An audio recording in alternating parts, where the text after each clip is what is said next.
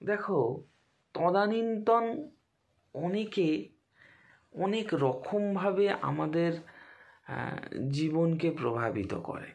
কীরকম?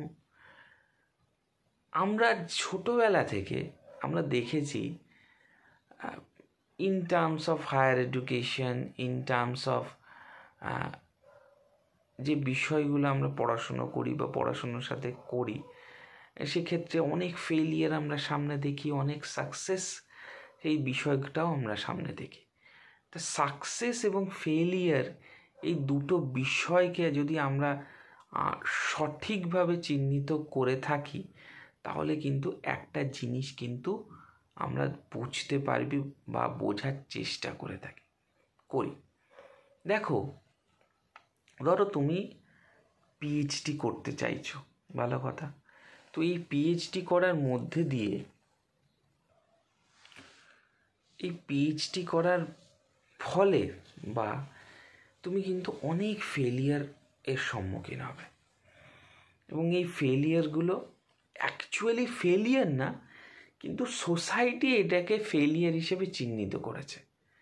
মানে কীরকম? ধরো তুমি পড়াশুনো করলে, পড়াশুনো করে তুমি যদি চাকরি না পাও, তাহলে তুমি ফেলিয়ার। সবাই বলবে হ্যাঁ তুই ফেলিয়ার জীবনে। কারণ এমন একটা সিচুয়েশান হয়ে গেছে। এবার তুমি যদি ধরো একটা ছোট চাকরি করো, তাহলেও তোমাকে সবাই, যারা একটু ওয়েল এস্টাবলিশ, তোমার ধরো বন্ধু বান্ধব বা রিলেটিভের, না ও একটা গেস্ট লেকচারার, মানে এমন করে তোমাকে সামনে বলবে, তোমার সামনে না বললে পেছনে বলবে, এরকম করে বলবে। তো এদের কথায় পাত্তা দিও না। তোমাকে বললো হ্যাঁ ও না কলেজে স্যাক্ট।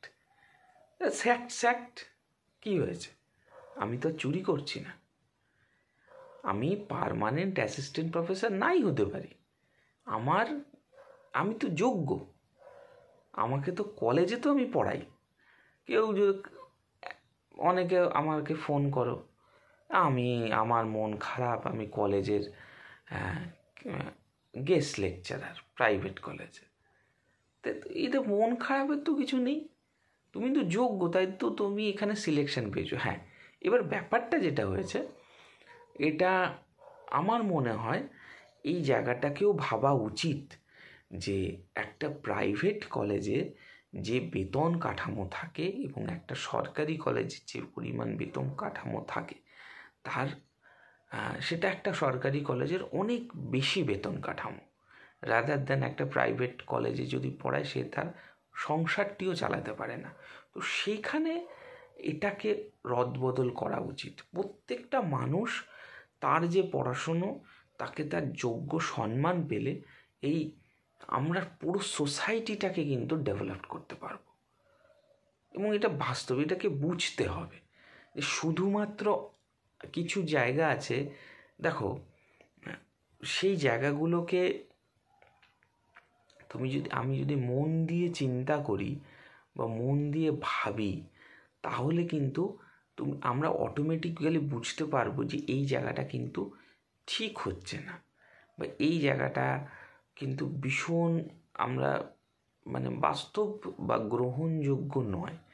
তো সেইখানে দাঁড়িয়ে আমার মনে হয় এই জায়গাগুলোকে ভীষণভাবে চিন্তা করা এবং দেখা, এবং সেই জায়গাটাকে এমনভাবে মিট আপ করা যাতে করে সেও মনে করে যে আমিও যোগ্য, তাই না? তো সেটা তদানীন্তন বিষয়। দেখো, এবার আমি আরেকটা কথা তোমাদেরকে বলবো, একটা গল্পের মধ্যে দিয়ে বলার চেষ্টা করছি যাতে করে তোমাদের বোঝাতে পারি যে what is the morality of life. দেখো, আগের দিন আমি আমার পাশে যে স্কুল, সেই স্কুলের সামনে দিয়ে যাচ্ছিলাম, দেখলাম একজন লোক সে দেয়াল লিখছিল এবং সেখানে বিভিন্ন মনীষীদের ছবি, তাদের বাণী লিখছিল। তো হঠাৎ সেই জিনিসটা রিয়েলাইজ হলো যে এই লোকটাকে ডাকা হয়েছে এই কারণে, এই লোকটা দেয়াল লিখন জানে। এটা কিন্তু হেডমাস্টারমশাইও করতে পারবে না বা অ্যাসিস্ট্যান্ট টিচাররাও করতে পারবে না, মনীষীদের ছবি আঁকা দেয়ালে।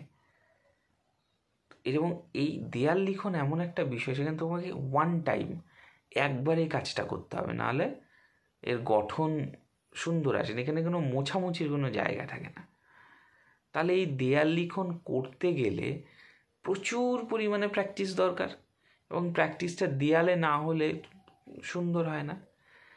তার মানে কি, তুমি যদি সমাজের বুকে যে কোনো ফিল্ডে, এমন নয় যে তুমি পার্টিকুলার এই একটা ফিল্ডে থাকবে, এমন নয়, তুমি যে কোনো ফিল্ডে তুমি যদি খুব ভালো ওয়েল এস্টাবলিশড হতে পারো, বা তোমার মধ্যে সত্যি তুমি সেই বিষয়টার উপর সত্যি তোমার নখদর বনে থাকে, তাহলে কিন্তু তোমার মানে ডাক ঠিক আসবে।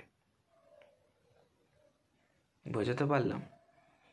কারণ এই কাজগুলো মানে তোমাকে যে কোনো ফিল্ড, আমরা দেখো, আমরা যখন ডাক্তার দেখাতে চাই, ধরো আমার হাড়ের প্রবলেম, কথার কথা, তো এই হাড়ের প্রবলেম যখনই আমরা ফেস করি, আমরা কিন্তু অর্থোপেডিক ডিপার্টমেন্টে যাই, বা তখন কিন্তু আমরা চোখের ডাক্তারের কাছে যাই না। তাহলে যে ফিল্ডে, যে কোনো ফিল্ডে, প্রত্যেকটা ফিল্ডে একটা না কিছু প্রায়োরিটি থাকে। এবার তোমাকে সেই ফিল্ডে যেতে গেলে তোমার প্রায়োরিটি কি হবে,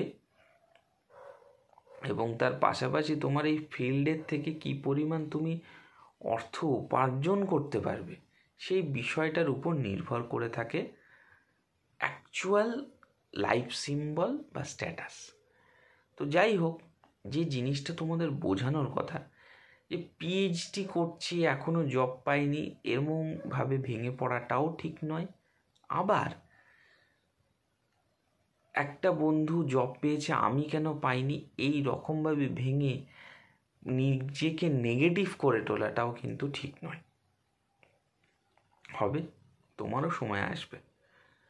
তুমি দেখানোর জন্য না, কাউকে দেখানোর জন্য পড়াশুনো করবে না, তুমি পড়াশুনো করবে তোমার বাড়ির ফ্যামিলির মা বাবা যাকে তোমাদেরকে মানুষ করেছে তাদের জন্য, এবং যারা সত্যি তোমার পড়াশোনাতে হেল্পফুল হয়েছে, এবং তার পাশাপাশি জীবনকে সুন্দরভাবে কাটাতে গেলে একটা ভীষণভাবে, সেটা বিজনেস হতে পারে বা জব হতে পারে, সেটা দরকার।